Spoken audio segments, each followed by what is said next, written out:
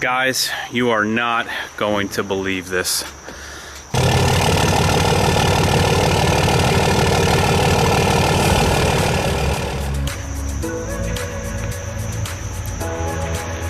Fire truck coming in hot.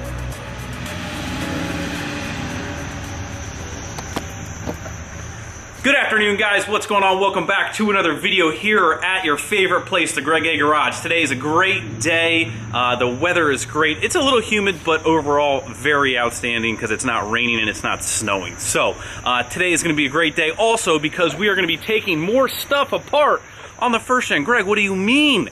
We're just putting it back together. It's supposed to be running and driving. No, that's where you're wrong. We just take things apart. We take things apart very frequently here. So we are going to be taking some stuff apart on this. Got old Ferd eating. So as you guys know, we are missing one key ingredient piece to this build, and that is a lift pump.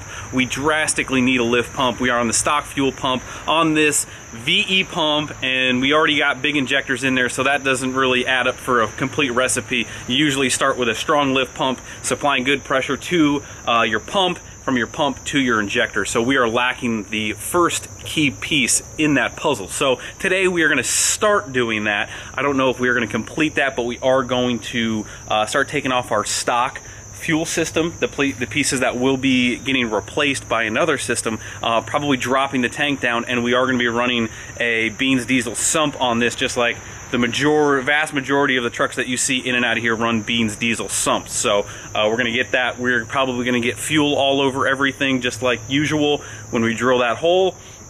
And that's where we're going to start the day off, guys. Like I mentioned, this probably will be a two-part series, so make sure you stay tuned for tomorrow. I'm telling you, tomorrow's video is going to be awesome. Not that... And the wife just pulled in.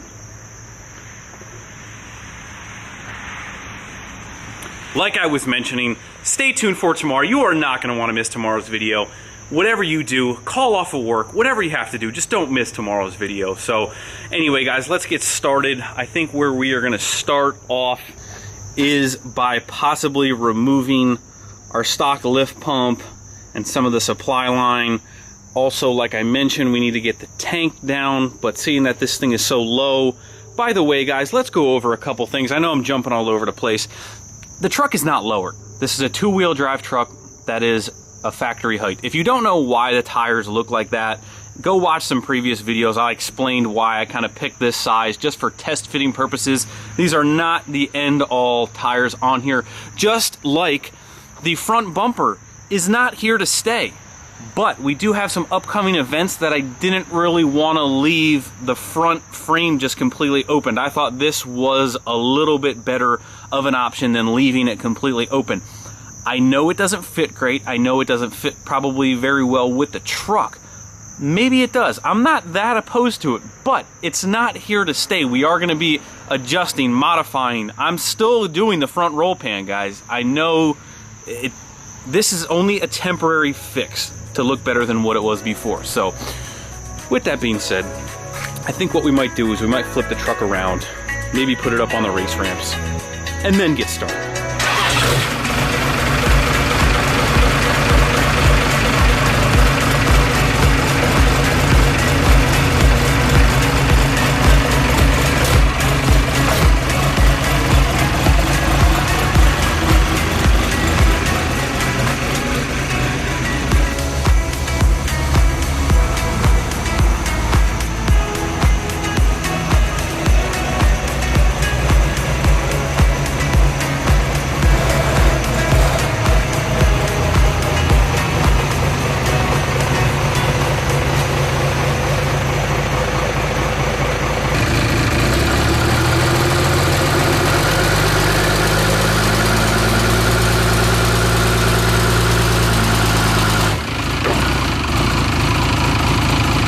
You guys said you wanted a lift kit for it, right?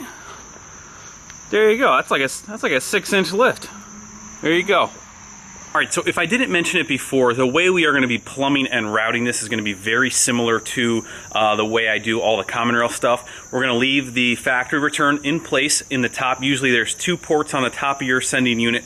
One is a return and one is an out from your lift pump you know, to the engine. So usually what we're going to do and what we're going to retain doing on this is take that out. That's going to be another return. So we're going to have the return off of the fuel pump that we're getting. That needs its own return. So that return is now going to be the what was outlet on the sending unit, if that makes any sense. I'll go over this when we get it out so you guys can see. But 2 returns on the top of the tank, drawing from the bottom of the tank with a sump. So I've never seen the underneath of a factory first gen tank, but if I had a slight inkling, this indentation right here is going to be right where the sending unit is sitting, right in there, and that's where we're going to put the sump. So that's where we're going to drill the hole. Just to confirm that, you can see the top ring that holds the sending unit in, and that is directly above this little ring. So this is a nice flat spot. That is where the bean sump is going to land. So we are going to drill a hole to drain the rest of the fuel out of this thing. I only think it's got maybe 5 gallons in it, but I've been very wrong before with that assumption. I've spilled fuel all over the place multiple times. So alrighty, so step number 1 when you are drilling for a fuel sump in your tank and you don't want to get your drill completely covered. I have to take this idea from you guys. You guys told me to do this last time, so we are doing it this time so we do not mess up our Milwaukee backup John drill. So this should cover the fuel from getting all over our drill. So while we're waiting for it to drain, might as well undo the filler neck. Still going strong. Also up top here, we were able to undo the electrical connection and one of the lines going out. I don't know if that's the out or the in, but one of them is undone. Sorry, it's a little echoey on here. Now, the funny thing that we saw here, and I'll try and do it with 2 hands, this whole top here is loose. I didn't undo that. That's loose, and you can see by the amount of like sandish dirt up in here, this thing is nasty. And you can bet your butt after all these years that there's just a ton and ton of crap in this tank. And that's the whole reason, even if we weren't doing a sump, I would still be dropping this tank, just because I don't trust this stuff. Now, that's important to do on all trucks, especially common rails, because their fuel systems are just that much more finicky. But it is a good idea on all of it to do them. So there is your factory lift pump. As you can see, somebody did a little silly putty on the side of it, but we're going to undo that, get the stock sending line out of there, and start undoing some stuff. So it just makes it easier for tomorrow. All while keeping an eye on our fuel level so we don't overfill our cans, because we've done that 2 or 3 times now. All right, so I just want to give you a little bit closer look. If you look at these 2 hard lines, one here and one here, that is your factory return and your factory sending line supply to the lift pump here. So if you go around, you can kind of see the one line attaches right there to the base of your factory lift pump. Now, your factory lift pump, I'll show you, but has a little plunger and rides on your cam. That's where it kind of gets its pressure from. From there, kind of runs up to the top here of your filter base into your filter. From your filter out, kind of runs behind here, basically all the way around your pump, and then comes right here to the front of your pump. So as we put an electric pump in here that has filters on its base, we don't need any of that lines. We don't need the factory pump. We don't need the factory filter and anything right here. So that's what we're going to be doing. Now, if you peek all the way down in the back here, this line, which is very hard to see, there's a line that comes also from the front here that wraps around kind of the line that goes right along the Keating machine cover right here. It's very small. That line then ties into the back here. You can see it right there. Kind of has a little junction block, then goes down into the rubber hose. That is your factory return. So that ties the pump return and the injector return going back to your tank. And as I'm saying that, look at how close we're getting. I almost did it again, guys. Almost.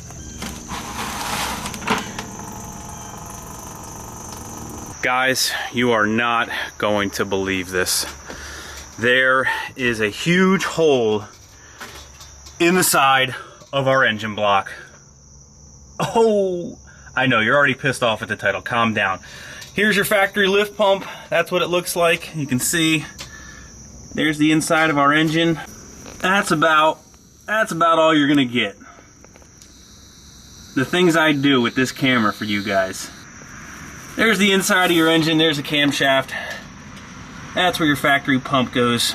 So that's where our nice Keating machine cover is gonna cover up, seeing that we don't need that anymore.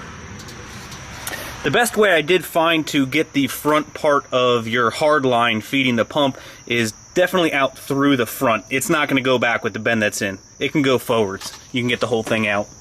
Just another quick look here. So from your tank, you have your plastic line along the frame rail into your little pump ski here, your little pumper here.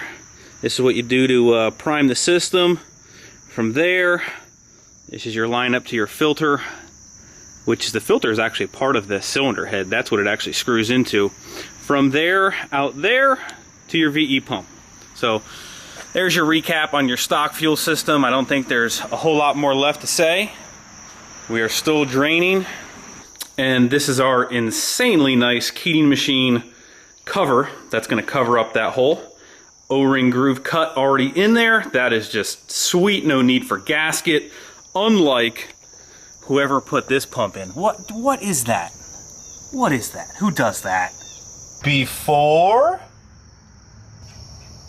After? That is sexy. So now that we've pretty much removed all of the factory stuff and we're pretty much ready just for new stuff at this point, we will cap that line overnight just to not get anything in there. But underneath here, we're pretty much, that's it. All the factory stuff is done. We still have to remove the factory line from down here back to the tank, but we'll do that once we drop the tank, which, as you can see, we are now on our third bucket, but it has stopped draining enough for me to say, hey, let's get some fuel on us. So let's drop the tank now. We'll remove that final line from the sending unit, and that's pretty much it. We're home free. The only thing we did run into too is I tried to loosen the factory hardware, and as you can see, it looks like it is threaded into a little insert up top, and then the nut tightens from there. That actually came out as one piece, so we did get that cleaned up and make sure that's good. The front one is still in the truck, so that's where we're at. Let's pull that tank. As you can see, it's probably only 6:30. Let's see, what is it? It's 6:30, and we're starting to lose light. We're pretty much 7 o'clock, man. It's getting bad, and it's getting annoying. So we are gonna have to do something about that because we need to work later than 7 o'clock. There's a whole lot left we can do between 7 and 8 to 9.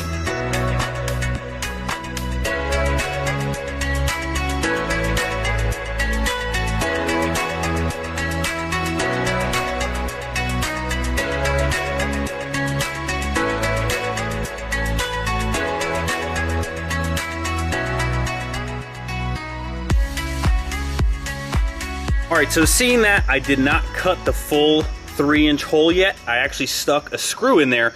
That way it doesn't leak all over you while you're still trying to get the fuel tank out and dripping all over you. So that is probably the least dirty and fuel soaked that I've ever gotten doing this. I guess each time seems to keep getting tips and tricks along the way. So doing that so your drill doesn't get all messy. Don't go all the way through. Just put a screw in there. But as you can see, guys, look at how caked and nasty this is. And this is what I was talking about before. This is pretty much not even, see how the whole sending unit is just spinning? Yeah, that's not good. That is not what you want at all. So let's get this flipped over. Let's get the sending unit out. Let's see how dirty it is on the inside here. It looks like, I guess these filler necks kind of just sit in a little O-ring, I guess, here. I don't know if that's actually messed up or not. I'm not really too sure.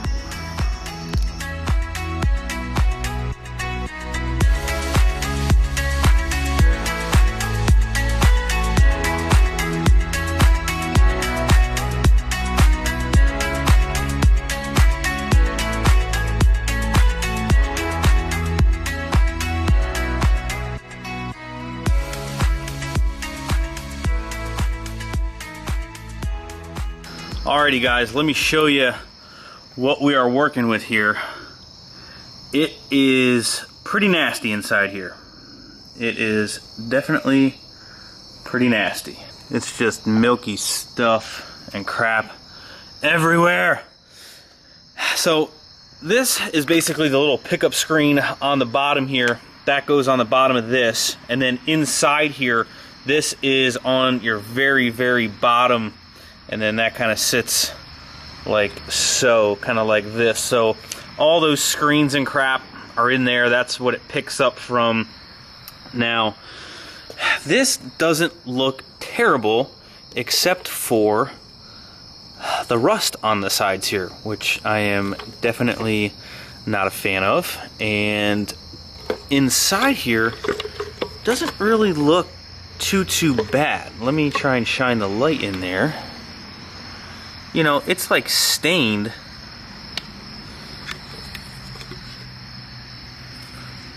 Yeah, it's pretty dirty. It's pretty dirty. I mean, but cleanable. Now, what has me, you know, concerned is this rust crap. I mean, plastic can definitely be cleaned, not a problem. But that rust, you know, I mean, yeah, you could clean it up, paint it or whatever, but I mean, just the fact that it's inside in fuel does not have me feeling all that warm and fuzzy. So honestly, I wish I could tell you what to do from here, but I'm not really sure. This is where you phone a friend. And maybe some of you guys older that are into older stuff probably know exactly. I don't know if, you know, a dealer, or I'm not dealer, like, you know, aftermarket would sell a different sending unit to get some fresh metal in there, but you still have metal in there, but I'm not really sure. I mean, this tank needs a thorough cleaning. This gasket is definitely ripped right here. This has got junk all on the end of it. And we're losing daylight, of course. So, alright guys, currently 9 o'clock. As you can see, all of our light is gone, but that did not stop us from getting it done. So, the tank is now, I would say, about 99%-ish done. We spent quite a bit of time going through it, cleaning it. The inside is pretty good. We still got to wipe it down a little bit more, but it was terrible on the inside, just absolutely terrible. So you can see we still got some stuff to clean up on the sides, but we can do that by hand. It is a million times better than what it was. So I'm happy with that. We got all the other parts cleaned up. I'm gonna call some auto parts store in the morning, see if we can't maybe get a new gasket of this and possibly a new sending unit. Worst case, what I'll do for the time being is these unbolt. We'll clean up the top, and that way it can still return through these two little plastic tubes, and we'll just put the top on. That will unfortunately lose our tank sensor for our fuel gauge, but that would be temporary. So if we can get a new sending unit, that'd be great. If not, we'll put the top back on just to have it, you know, drivable and run. And we'll just have to revisit again down the road, which is really not a big deal because the bean sump does have a drain in it, so we could just re-drain the tank, get it down, and then that is not a problem. So that's the plan, new sending unit, or just put the stuff back in up top just to return. But the tank was a big concern. I'm glad I got that all done. We're gonna hit it hard first thing tomorrow morning. We do have tomorrow off of work. So special guest arriving tomorrow to do part 2 of this install. Like I mentioned, do not call off of work if you have to, just to make sure you are staying tuned for this next video. It should be great. And pretty much everything is out of the truck, ready for the new stuff. The only thing I have left to do is just pull the factory supply line, and that's pretty much it. All the stock stuff is out, and we are good to go. Oh, there was one other thing that I wanted to mention at the end of this. That is, if you are in the market for a degreaser cleaner, this WAB Bombs Away, I am telling you, is the best stuff you will ever use. It says to cut it down, of course, just like everything else, but who does that? We just run that full strength. I'm sorry. We run that stuff full strength, but this stuff is awesome. I'm telling you, it literally will eat anything away. As you can tell, this tank was trashed, but this stuff, very potent. Don't leave it on long at all, let me tell you that. It even smells like just really bad, but it did wonders on this tank. I've used it before. That's what we used to clean up the engine bay of the first gen as well. That is the stuff to use. So I picked this up at a local big truck shop, but you can probably get it online or maybe at a big truck shop by you, but definitely pick up some of that. Even all the WAB stuff, man. The WAB stuff is coming in good, coming in clutch. But that's gonna do it for this video because we were washing all that. I'm soaked. I'm completely soaked. My shoes are completely wet. So we're gonna go inside, we're gonna shower, we're gonna eat, we're gonna edit this video, and we're still gonna be up first thing in the morning. We went into full get it done mode, and that's why there was a little bit of jump in time. But anyway, guys, thank you guys for watching. Hit that like button before you leave. Subscribe if you haven't already. I'll see you guys tomorrow. Lots of awesome parts still rolling in for the first gen, so stay tuned. See ya.